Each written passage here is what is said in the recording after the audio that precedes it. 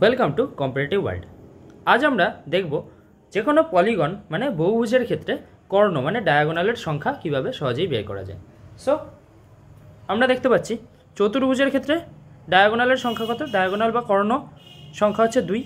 So diagonal কিভাবে বের করা যায়, যে কোনো বিন্দু থেকে আমি যদি নন অ্যাডজাসেন্ট বিন্দুটাকে কানেক্ট করি তাহলে আমরা ডায়াগোনাল পাই। নন অ্যাডজাসেন্ট মানে যেটা কানেক্টেড নয় বা অ্যাডজাসেন্ট নয়।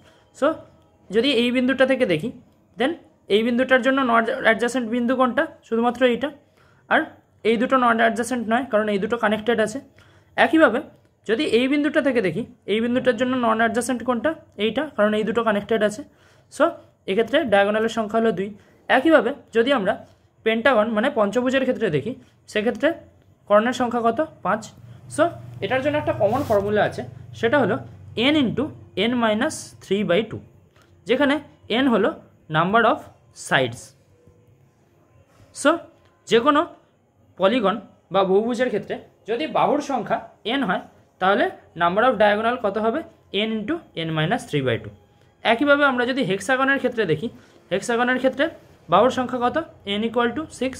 সো নাম্বার অফ ডায়াগোনাল কত হবে, 6 ইন্টু 6-3/2। সো 6 ইন্টু 3/2 মানে 9।